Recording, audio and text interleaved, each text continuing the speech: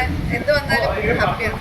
Big ബോസിൽ നിന്ന് ഇപ്പം ഇറങ്ങി എന്താണ് ഒത്തിരി സന്തോഷമുണ്ട്. ബിക്കോസ് അങ്ങനെ ഒരു വിളി വന്നത് തന്നെ എനിക്ക് ഭയങ്കര അച്ചീവ്മെന്റ് ആയിട്ടാണ് തോന്നുന്നത്.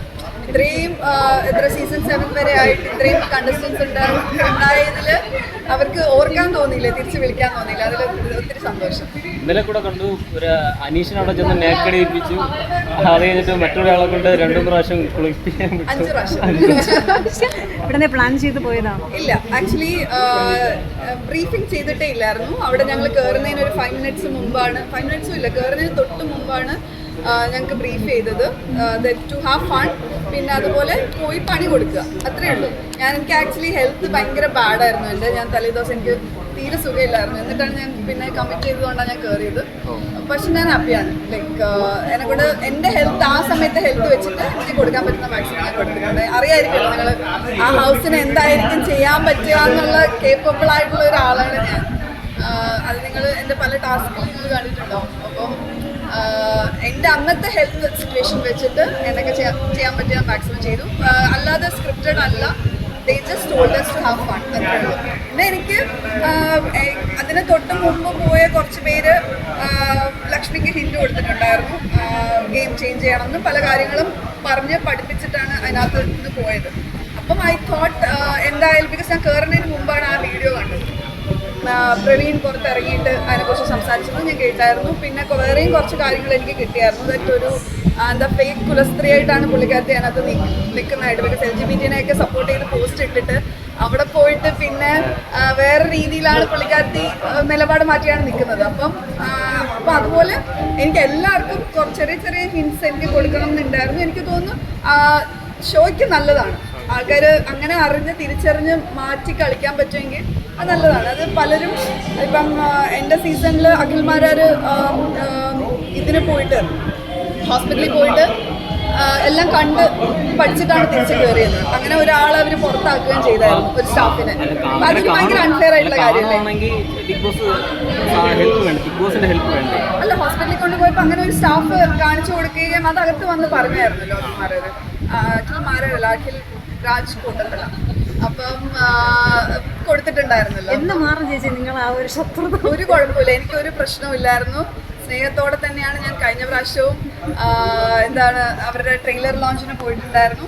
ഞങ്ങൾ അകത്ത് കയറിയപ്പോൾ മുതൽ ആൾക്ക് പ്രശ്നമാണ്. കുറേ വീഡിയോസ് ഇടുന്നുണ്ട്, പോസ്റ്റുകൾ ഇടുന്നുണ്ട്, ഞങ്ങൾക്ക് അഗേൻസ്റ്റ് ആയിട്ട് അവരുടെ PR തന്നെ ഞങ്ങൾക്ക് അഗേൻസ്റ്റ് ആയിട്ട് വർക്ക് ചെയ്യുന്നുണ്ട്.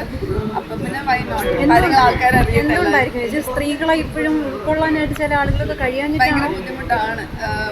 അതായത് സ്ത്രീകൾ മുമ്പോട്ട് വരുന്നതും അതുപോലെ ഉയരത്തിലേക്ക് പോകുന്നതും പലർക്കും അതൊരു ത്രെറ്റായിട്ടാണ് തോന്നുന്നത്. പലർക്കും അത് ചിലപ്പോൾ സഹിക്കത്തില്ല, ചിലപ്പോൾ കണ്ണുകടി ഉണ്ടാവുമെന്ന് വരും.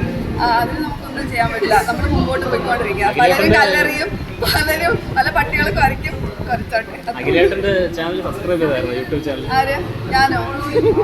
ഇല്ല, പലരും എനിക്ക് എടുത്ത് അയച്ചു തരുന്നതാണ്. Not interest. ശരിക്കും പറഞ്ഞാലേ നമുക്ക് ആ സീസണും വേറൊരു പണിയല്ലേ, ആ സീസണും ആ ക്ലിപ്സ് ഒക്കെ കാണുമ്പോൾ നമുക്ക് ഭയങ്കര തമാശയായിട്ട് ഇപ്പോഴും ഭയങ്കര നഷ്ടമാണ്. ഞാനതിൽ എനിക്ക് ബിഗ് ബോസിൽ കയറിയപ്പോഴത്തേക്ക് വീണ്ടും കയറിയപ്പം ഒരുപാട് ഓർമ്മകൾ ഉണ്ടായിരുന്നു. ഭയങ്കര പോസിറ്റീവ് ഓർമ്മകൾ ഉണ്ടായിരുന്നു, അതുപോലെ വേദനിപ്പിച്ച ഓർമ്മകളും ഉണ്ടായിരുന്നു. അപ്പം അങ്ങനെ ഞാൻ കുറച്ച് ഇമോഷണൽ അതിനകത്ത് ആയിട്ടുണ്ട്. ബിക്കോസ് 2 വർഷത്തിന് ശേഷമാണ് നമ്മൾ പോകുന്നത് അല്ലേ. അപ്പം അതിൻ്റെതായ ഓർമ്മകൾ ഡെഫിനറ്റ്ലി അതിനകത്ത് ഉണ്ടായിരുന്നു. എനിക്കത് പുറത്തേക്ക് വരികയും ചെയ്തു. ബിക്കോസ് ഞാൻ ഷെയർ ചെയ്യാത്ത എന്നെ നല്ലോണം വേദനിപ്പിച്ച് 1-2 ഇൻസിഡൻസ് എനിക്ക് ഉണ്ടായിട്ടുണ്ട്. അത് ഇതുവരെയായിട്ടും ഈവൻ ബിഗ് ബോസ് പോലും അത് പുറത്ത് വിട്ടിട്ടില്ല. അപ്പം ബിഗ് ബോസിനകത്താണ് അതെ എൻ്റെ സീസണിൽ. അപ്പം അങ്ങനത്തെ ഇൻസിഡൻസ് എനിക്ക് ഇപ്പം ഉള്ളിൽ എപ്പോഴും ഉണ്ടാവും. ബിക്കോസ് അതിലൊരു ക്ലോഷർ ഉണ്ടായിട്ടില്ല ഇതുവരെ. അപ്പം അങ്ങനെ ഇമോഷനായി.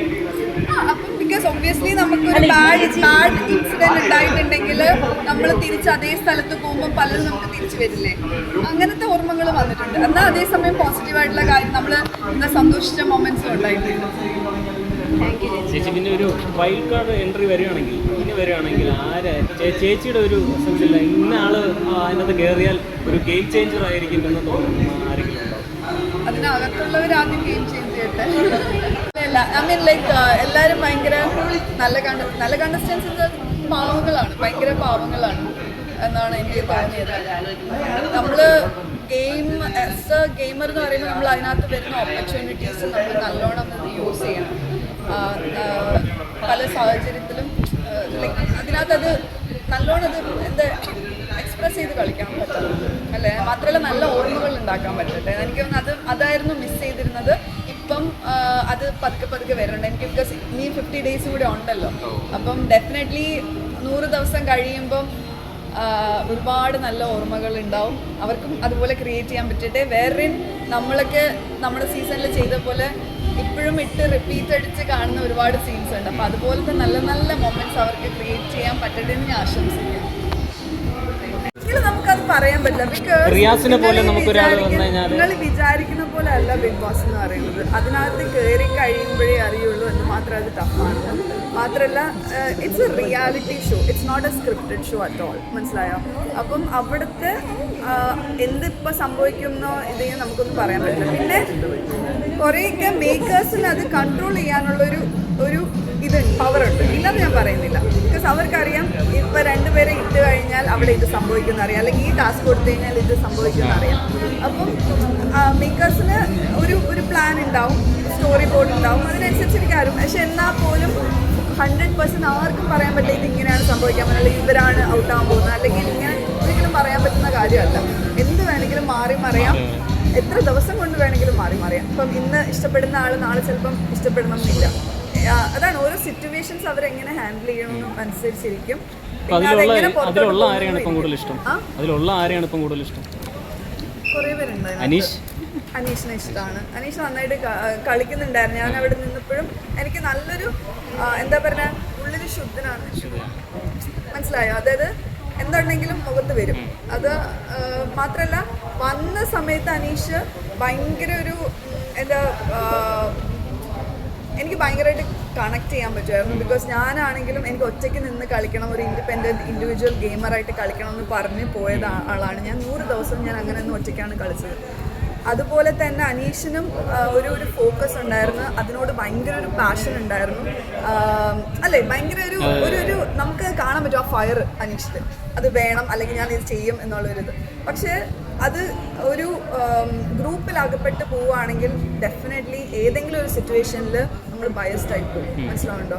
അപ്പോൾ അങ്ങനെ ആവാതെ തിരിച്ച് ബാക്ക് ടു ഗെയിമിലേക്ക് വന്ന് അനീഷിന് കളിക്കാൻ പറ്റട്ടെ. പിന്നെ എനിക്ക് അതിനകത്ത് നോറേനെ ഇഷ്ടമാണ്. നോറേനെ എനിക്ക് ഭയങ്കര ഇഷ്ടമുള്ള ഒരു കുട്ടിയാണ്. പിന്നെ അതുപോലെ തന്നെ അതായത് മസ്താനി കളിച്ച ഗെയിമിന് ഒബ്വിയസ്ലി പുറത്തു പോയി എന്നുള്ളൊരു കാര്യമാണ്. പുള്ളിക്കാരി പുറത്ത് ഇറങ്ങിയിട്ട് പുള്ളിക്കാരി നേരിട്ടുകൊണ്ടിരിക്കുന്ന ഈ ബാഡ് കമന്റ്സ് ഡെഫിനറ്റ്ലി അത് സ്റ്റോപ്പ് ചെയ്യേണ്ട കാര്യമാണ്. അതിപ്പോൾ എന്താണെങ്കിൽ പോലും അതൊരു ഗെയിമാണ്. ഗെയിം കഴിഞ്ഞ് ഒരു എക്സ്പീരിയൻസ് ഉണ്ടായിട്ടാണ് അതിന് പുറത്തൊരു ബാഡ് ടച്ച് എന്ന് പറയുന്നത്. അതൊരു ആക്സിഡന്റ് ആണെങ്കിൽ പോലും അതൊരു ബാഡ് ടച്ച് ആണ്. മനസ്സിലായില്ലേ? അതൊരു ട്രോമയാണ്. അപ്പം അങ്ങനെ ഒരു സാഹചര്യത്തിലൂടെ കടന്നു പോകുന്ന കുട്ടീനെ ഇനി വീണ്ടും മാനസികമായിട്ട് അറ്റാക്ക് ചെയ്യരുതെന്ന് ഒരു റിക്വസ്റ്റ് എനിക്കുണ്ട്. പിന്നെ ഈ പറഞ്ഞ എല്ലാവരുടെയും നിന്നും പൈസ വാങ്ങിച്ചിട്ട് കളിക്കുന്നവരുണ്ടാവുമായിരിക്കും. PR ഏജൻസീസ് ചെയ്യുന്നുണ്ടാവും, ഡീഗ്രേഡ് ചെയ്യുന്നുണ്ടാവും, ഡീഫെയിം ചെയ്യുന്നുണ്ടാവും. അതിപ്പോൾ ആരെയാണെങ്കിലും XYZ ആരെയാണെങ്കിലും അത് ചെയ്യുന്നത് ഭയങ്കര മോശം തന്നെയാണ്. നമുക്ക് അഭിപ്രായം സ്വാതന്ത്ര്യം ഡെഫിനറ്റ്ലി ഉണ്ട്, ആർക്ക് വേണമെങ്കിലും അത് പറയാം. പക്ഷെ അത് ഒരാളെ ഡീഗ്രേഡ് ചെയ്യാനും ഡീഫെയിം ചെയ്യാനും ആകരുത് എന്നുള്ളൊരു കാര്യമാണ്. അഭിപ്രായം നമുക്ക് പറയാം അല്ലേ, സ്വാതന്ത്ര്യമുള്ളൊരു രാജ്യമാണ്. പക്ഷേ ഒരിക്കലും അതൊരു സൈബർ ബുള്ളിങ് ആയി മാറരുത് എന്നുള്ളൊരു അഭിപ്രായം. Thank you very much.